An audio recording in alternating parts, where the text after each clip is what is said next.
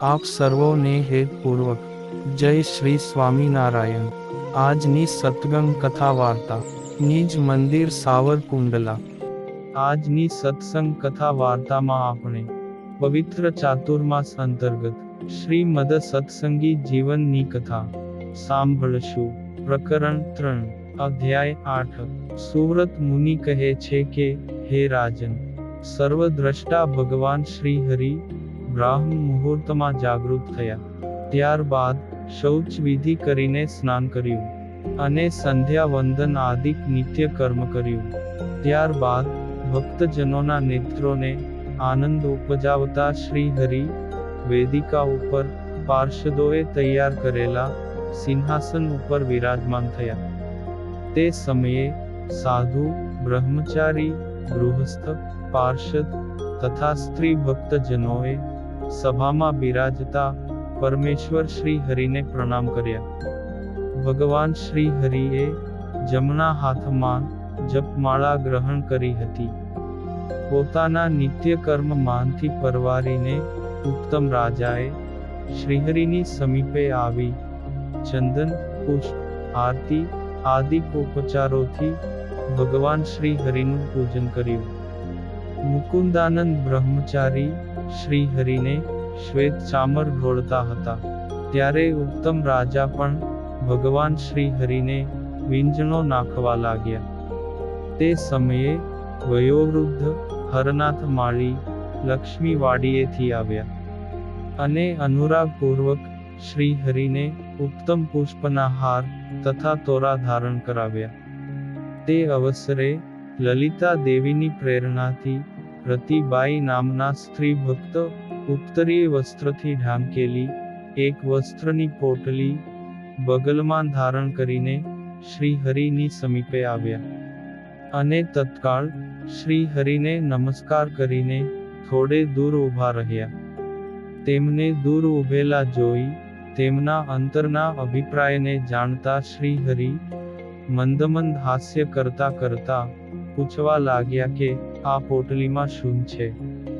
ત્યારે રતિબાઈના અભિપ્રાયને જાણીને સોમલા ખાચર વગેરે પાર્ષદો શ્રીજી મહારાજને કહેવા લાગ્યા કે, હે પ્રભુ, આજે ધનતેરસનો પવિત્ર દિવસ હોવાથી આપને માટે રતિ દેવી નૂતન વસ્ત્રો લાવ્યા છે, તેને આપ અંગીકાર કરો।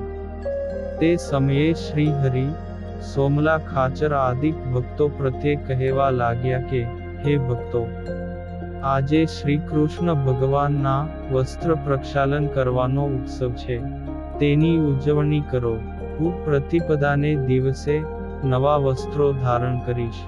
હે રાજન, ભગવાન શ્રી હરિ જ્યાં આવી વાત કરી રહ્યા હતા ત્યાં જોધો ભરવાડ આવ્યા ને દ્વારપાલને સમાચાર આપ્યા કે સંતોના મંડળો ગઢપુરથી અર્ધો કોશ દૂર છે। દ્વારપાલને જોધો ભરવાડ આવી રીતે સમાચાર આપી રહ્યા હતા। તેવામાં ઘેલા નદી એથી સ્નાન કરીને શ્રી હરિની સમીપે જઈ રહેલા ભાલમાં રમણીય ઉર્ધ્વપુંડ્ર તિલક ધારણ કરનારા, હાથમાં જળઝારી ધારણ કરી છે જેમણે એવા વયોવૃદ્ધ મયારામ વિપ્ર આવ્યા। તેમણે આ સમાચાર સાંભળ્યા ને એકદમ આનંદમાં આવીને શ્રી હરિને આ સમાચાર આપવા દોડવા લાગ્યા। કેડમાં મજબૂત કછોટો બાંધીને દોડતા ને માર્ગમાં લડથડિયા ખાતા ખાતા અને વેગથી આવવાના પરિશ્રમને કારણે શ્વાસોચ્છ્વાસ વધી ગયો હતો। હૃદયમાં સંતોના આગમનનું ચિંતવન થતા હરખ માતો ન હતો અને તત્કાળ ભગવાન શ્રી હરિની સમીપે આવીને મંદ મંદ હાસ્ય કરતા કરતા બે હાથ જોડી સંતોના પધારવાના સમાચાર આપવા લાગ્યા કે, હે પ્રભુ, સંતોના મંડળો તથા ગુજરાત આદિક પ્રદેશના ભક્તોના સંઘો નગરના સીમાડામાં આવી પહોંચ્યા છે। આજે આપના દર્શનથી તે સંતો ભક્તોને મોટો આનંદ ઉત્સવ થશે। હે રાજન, આવી રીતે પોતાના પ્રિય ભક્તજનોના આગમનની વાત સાંભળતાની સાથે જ ભક્તજનોનું શ્રેય કરતા મુનિપતિ શ્રી હરિનું મુખ ને નેત્ર અતિશય હર્ષથી પુલકિત થયા અને સંતોની સન્મુખ જવા માટે અત્યંત ઉત્સુક મનવાળા થઈ પોતાના સિંહાસન ઉપરથી તત્કાળ ઊભા થઈ ગયા. ત્યારે ઉત્તમ રાજાની પ્રેરણાથી ભગુજી પાર્ષદ ચપળ ગતિએ ચાલતા અશ્વને તત્કાળ શ્રી હરિની સમીપે લાવ્યા. ત્યારે ઉત્તરીય વસ્ત્રથી કટી પ્રદેશને દ્રઢ રીતે બાંધીને શ્રી હરિ સરળતાથી કૂદકો મારી તત્કાળ અશ્વ ઉપર આરૂઢ થયા. તે સમયે પોતાના દર્શન કરવા માટે માર્ગમાં આડા ઊભેલા લોકોને રૂમાલ ધારણ કરેલા હાથની સંજનાથી દૂર કરતા ભગવાન શ્રી હરિ સંત મંડળોની સન્મુખ જવાની અતિશય ઉતાવળ હોવા છતાં પણ પોતાના દર્શને ઉત્સાહથી આવેલા અને ચારે બાજુ ઊભેલા ભક્ત સમુદાયને લીધે ઘોડાની લગામ ધીરે ધીરે ખેંચીને મંદ મંદ ગતિએ તેને ચલાવતા ધીરે ધીરે ગઢપુર માંથી બહાર નીકળ્યા. સોમલા ખાચર આદિક પાર્ષદો હાથમાં ભાલા તથા બરછીઓ ધારણ કરીને સ્વાભાવિક વેગવંતી ચાલવાળા અશ્વ પર આરૂઢ થઈ શ્રી હરિને અનુસરતા હતા. શ્રી હરિની પાછળ પાછળ જવાની ઉતાવળથી અશ્વ પરના પલાણો શિથિલ થયા હોવાને કારણે આમ તેમ હલતા હતા. તે જ રીતે હાથમાં તલવારોએ સહિત રતનજી વગેરે પાર્ષદો પણ તેમની પાછળ પાછળ ચાલવા લાગ્યા. બીજા હજારો નર નારીઓ પણ પોતાના ઘરકામ છોડીને તે પાર્ષદોની પાછળ ચાલવા લાગ્યા. ત્યારે ભગવાન શ્રી હરિ દુર્ગપુરથી બહાર નીકળીને પગની એડીના સ્પર્શથી પોતાના અશ્વને દોડાવી મૂક્યો. સોમલા ખાચર આદિક અસવારો પણ પોતાનાથી શ્રી હરિ અતિશય દૂર નીકળી ગયેલા જોઈ તે પણ પોતાના પગની એડી મારીને ઘોડાઓને દોડાવીને ભગવાન શ્રી હરિની પાછળ દોડવા લાગ્યા. અને પરમેશ્વર શ્રી હરિનું શ્રદ્ધા ભાવથી દર્શન કરતા કરતા ભક્તજનો પણ પાછળ પાછળ દોડવા લાગ્યા. આ પ્રમાણે અસવારોને જોનારા જનો તેમના પ્રત્યે અનેક પ્રકારના તર્ક વિતર્ક કરવા લાગ્યા કે આ અસવારો ધરતી પરથી સ્વર્ગમાં ઉડી રહ્યા છે કે શું? આ શ્વેત રાજહંસો આકાશમાંથી નીચે પૃથ્વી પર ઉતરી રહ્યા છે કે શું?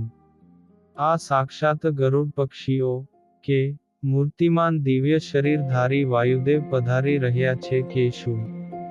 તે સમયે તે અસવારોએ પણ શ્રી હરિના કીર્તનોનું ગાન કરીને દશે દિશાને ગજવતા આવી રહેલા સંતોના મંડળો અને અનંત નરનારી ભક્તોના સંઘોને દૂરથી જોયા. મુનિજનો પણ મનના વેગ સમાન વેગવંતા અશ્વ ઉપર આરૂઢ થયેલા એકલા શ્રી હરિના દૂરથી દર્શન કરવા લાગ્યા. શ્રી હરિની મૂર્તિ મુનિઓના નેત્રોને આનંદ ઉપજાવતી હતી. તે સમયે ઘોડાના અતિશય વેગને કારણે ભગવાન શ્રી હરિની પાઘમાં લટકતા તોરાઓ ઉછળી રહ્યા હતા. તેમની પાછળ અશ્વારૂઢ થયેલા ઘોડેસવારો પણ દોડતા આવી રહ્યા હતા. દૂરથી આવા લક્ષણો જોઈ મુનિઓએ જાણી લીધું કે આપણા જીવન પ્રાણ શ્રી હરિ જ આવી રહ્યા છે.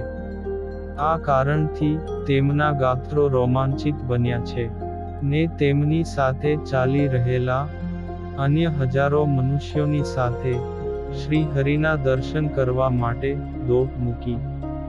જેવી રીતે દાવાનળથી બળતા વનના હાથીઓ દૂરથી શીતલ ગંગાના પ્રવાહને જોઈ તેમના પ્રતિ દોટ મૂકે તથા જેમ રાજહંસો માન સરોવર પ્રતિ દોટ મૂકે, દરિદ્રજન જેમ દાતાર પ્રત્યે દોટ મૂકે તેમ જેના જીવનનો આધાર ભગવાન શ્રી હરિ જ છે એવા તે સંતો તથા ભક્તજનો પોતાના જીવન પ્રાણ શ્રી હરિને દૂરથી નિહાળીને તેમના પ્રત્યે દોડવા લાગ્યા. તે સમયે સર્વે મુનિઓ વેગવંતા અશ્વ પર આરૂઢ થયેલા શ્રી હરિના દર્શન કરતાની સાથે જ દિવ્યભાવ પામી શરીરનું ભાન ભૂલી ગયા. જેમ પિતા વ્યાસજીના દર્શન થતાં જ શુકદેવજીએ જેમ શરીર ભાન ભૂલીને દોટ મૂકી હતી તેમ સર્વે સંતો પણ ધનુષ્યમાંથી છૂટેલા તીરની જેમ દોડ્યા અને તત્કાળ શ્રી હરિના પાવન શરણને પામ્યા. ભગવાન શ્રી હરિએ પણ સંતોને સમીપ આવેલા જાણીને ઘોડાને ઊભો રાખ્યો. શ્રી હરિના દર્શન થતાં જ સંતોના પ્રેમ ભરેલા નેત્રોમાંથી હર્ષના અશ્રુઓ વહેવા લાગ્યા. સર્વે સંતો તથા ભક્તજનો પોતાના પરમપ્રિય પરમાત્મા શ્રી હરિને પૃથ્વી પર પડીને સાષ્ટાંગ દંડવત પ્રણામ કરવા લાગ્યા. તે સમયે સ્ત્રી ભક્તોએ પણ પૃથ્વી પર બેસીને બે હાથ જમીન પર રાખી મસ્તક નમાવીને પંચાંગ પ્રણામ કર્યા. આ અવસરે સોમલા ખાચર આદિક પાર્ષદો પણ અશ્વ પરથી નીચે ઉતરીને સંતોને દંડવત પ્રણામ કરી પાછા પોતાના અશ્વો ઉપર આરૂઢ થયા. મુનિઓ પણ શ્રી હરિને નમસ્કાર કરીને અતિશય હર્ષથી પરવશ બન્યા અને ઊભા થઈ હસતા મુખે આનંદ સાથે વિકસેલા નેત્રોથી પોતાના પ્રાણપ્રિય શ્રી હરિના દર્શન કરવા લાગ્યા. હે રાજન, તે સમયે ભગવાન શ્રી હરિ ઊંચે નીચે તેમજ ચારે તરફ આમ તેમ વારંવાર મુખ ફેરવી રહેલા અને સ્વભાવથી જ ચંચળ એવા અશ્વને સ્થિર કરવા માટે હઠથી ડાબા હાથે લગામ ખેંચી રહ્યા હતા. જમણા હાથમાં શ્રેષ્ઠ ચાબુક ધારણ કરી હતી.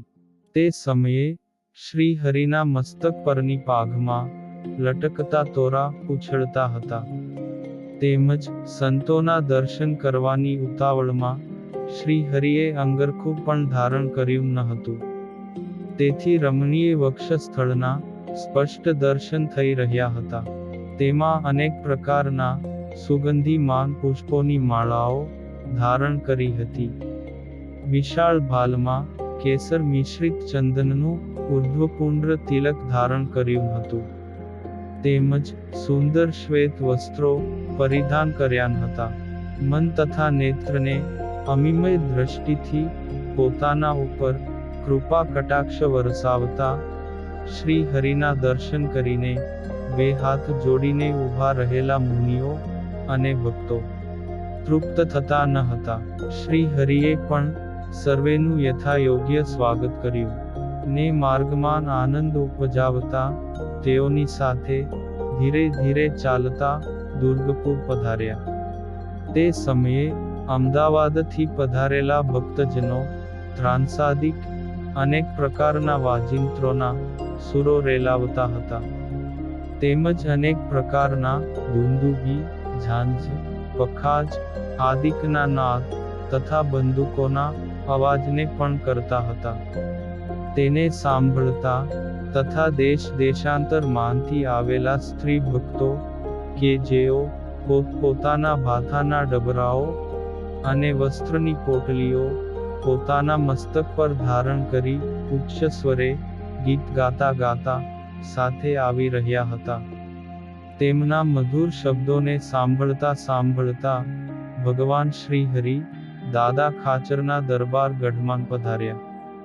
હે રાજન, ભગવાન શ્રી હરિ આ રીતે ગઢપુરમાં ઉત્તમ રાજાના રાજભવનના આંગણામાં પધાર્યા ને અશ્વ ઉપરથી નીચે ઉતરીને સર્વે દેશાંતરવાસી ભક્તજનોને યથાયોગ્ય ઉતારા આપવાની આજ્ઞા આપી. ત્યારબાદ લીંબતરુ નીચે વેદિકા ઉપર સ્થાપન કરેલા મણિમય ઉત્તમ સિંહાસન ઉપર બિરાજમાન થયા અને રસોઈ કરનારા ભક્તજનોને ઉત્સાહ પ્રેરી મુનિજનોને અર્થે તત્કાળ રસોઈ તૈયાર કરાવવા લાગ્યા. હે રાજન, શ્રી હરિના જે મુખ કમળ રૂપી ચંદ્રમાના અમૃતનું પાન કરવા માટે મુક્તાત્માઓ પણ અભિલાષા કરે તે અમૃતનું બહુવાર પાન કરવા છતાં પણ તે સમયે બહુ સમયથી તૃષાતુર થયેલા મુનિઓના નેત્રો તૃપ્ત ન થયા તે ન જ થયા. ઇતિ શ્રીમદ સત્સંગી જીવને નારાયણ ચરિત્રે ધર્મશાસ્ત્રે તૃતીય પ્રકરણે અન્નકૂટોત્સવમાં પધારેલા સંતોની સન્મુખ જઈ ભગવાન શ્રી હરિએ પોતાનું દર્શન દઈ સહુને આનંદિત કર્યા એ નિરૂપણ નામે 8મો અધ્યાય સંપૂર્ણ. અને હવે પછીની કથા વાર્તા આપણે આગળના ભાગમાં સાંભળશું. અત્યારે આપ સર્વોને ભાવથી જય શ્રી સ્વામિનારાયણ.